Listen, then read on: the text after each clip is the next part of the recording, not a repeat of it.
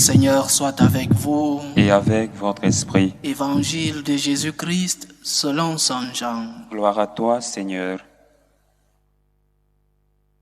En ce temps-là, Jésus disait à ses disciples, « Amen, Amen, je vous le dis, ce que vous demanderez au Père en mon nom, il vous le donnera. Jusqu'à présent, vous n'avez rien demandé en mon nom. Demandez et vous recevrez, ainsi votre joie sera parfaite. En disant cela, je vous ai parlé en image. L'heure vient où je vous parlerai sans image, et vous annoncerez ouvertement ce qui concerne le Père. Ce jour-là, vous demanderez en mon nom. Or, je ne vous dis pas que moi, je prierai le Père pour vous, car le Père lui-même vous aime, parce que vous m'avez aimé, et vous avez cru que c'est de Dieu que je suis sorti. Je suis sorti du Père, et je suis venu dans le monde. Maintenant je quitte le monde, et je pars vers le Père. Acclamons la parole de Dieu. Louange à toi, Seigneur Jésus. Quelle merveilleuse promesse de notre Seigneur. Quelle parole pleine d'espérance. Si vous demandez au Père en mon nom, il vous le donnera. Mais soyons très attentifs aux paroles que Jésus utilise. Demandez en son nom.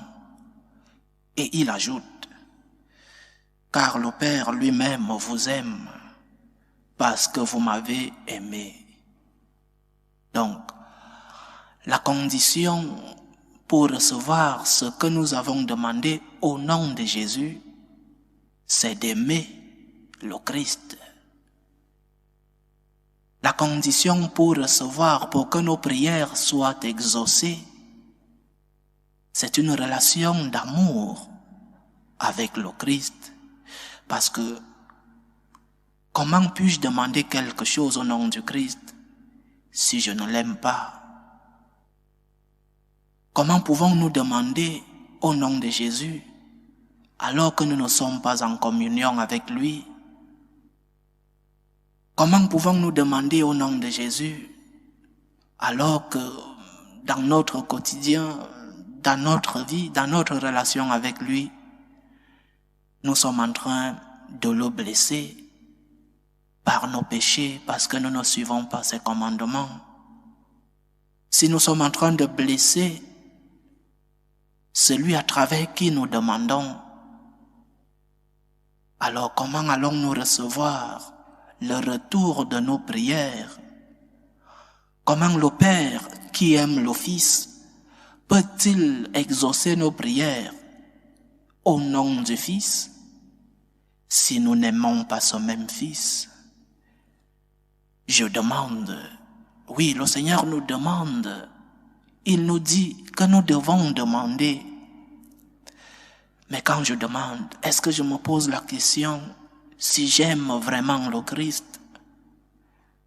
N'est-ce pas parce que je n'aime pas assez ou parce que je n'aime pas du tout, ou du moins parce que je n'ai pas le désir d'aimer le Christ, que mes prières ne sont pas écoutées, que mes supplications ne sont pas exaucées? Alors, chers frères et sœurs, la première chose que nous devons savoir avant de demander, avant d'élever nos supplications, avant de lever les yeux vers le ciel, la première chose que nous devons savoir, c'est si nous aimons Dieu, ou du moins, est-ce que je veux aimer le Christ? Est-ce que j'ai ce désir, malgré mes péchés, malgré ma petitesse, malgré mes chutes? Est-ce que j'ai le désir d'aimer Dieu? Et la réponse honnête de chacun d'entre nous doit être, Seigneur, je sais que je ne t'aime pas assez. Je sais que mon amour n'est pas celui que tu mérites. Seigneur, augmente ma foi, Seigneur, augmente en moi l'amour. Fais-moi t'aimer, Seigneur Jésus. Aide-moi à t'aimer. Parce que toi, tu m'as aimé en premier, par ton incarnation, par tes enseignements, par tes souffrances, ta passion, par ton sang versé. Tu m'as aimé et personne ne pourra payer si grand amour pour nous. Je veux t'aimer, Seigneur, de toutes mes forces, t'aimer chaque jour. Et c'est quand nous aurons ce désir d'aimer Dieu, alors nos prières seront exaucées. C'est quand nous aurons cette semence d'amour en nous, parce que nous ne pouvons pas donner au Seigneur tout l'amour qu'il mérite. Nous devons au moins lui donner, par gratitude, quelque chose de ce que nous avons reçu de lui, l'amour que nous avons reçu de lui.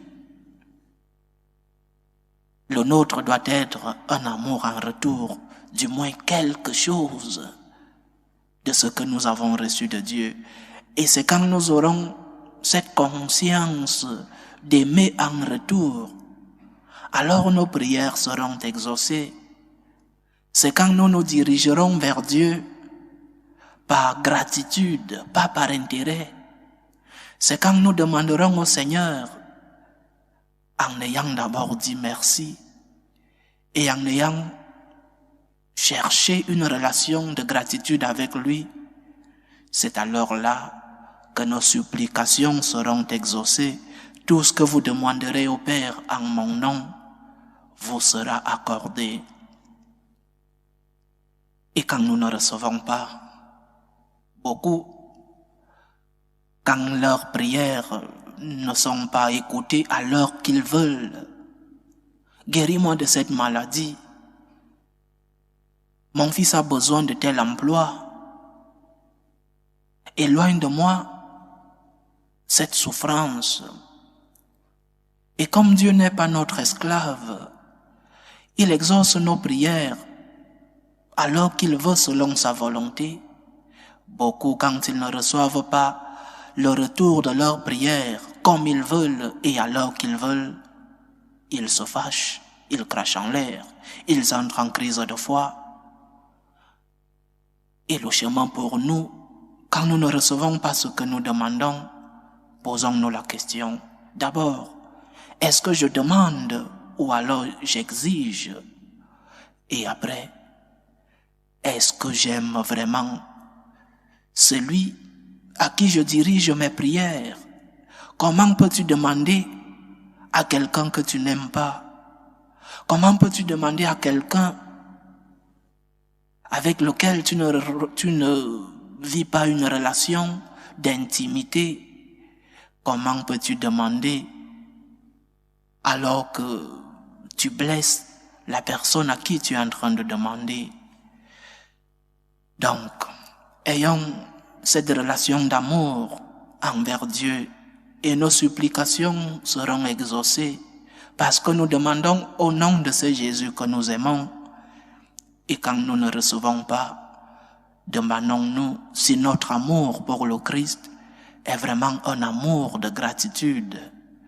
Au lieu de nous mettre en colère quand nous ne recevons pas, travaillons plus pour aimer le Christ d'un amour de gratitude, d'un amour de retour parce qu'il nous a déjà donné. Et nous, notre amour doit être celui-là de gratitude. Loué soit Jésus-Christ. À jamais.